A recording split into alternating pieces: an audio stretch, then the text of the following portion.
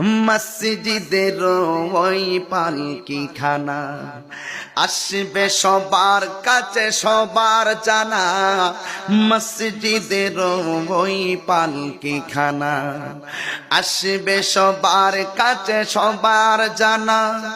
বড়ই পাতার গরম জলে, বড়ই পাতার গরম জলে শেষ গোসল দিবে সব জনা।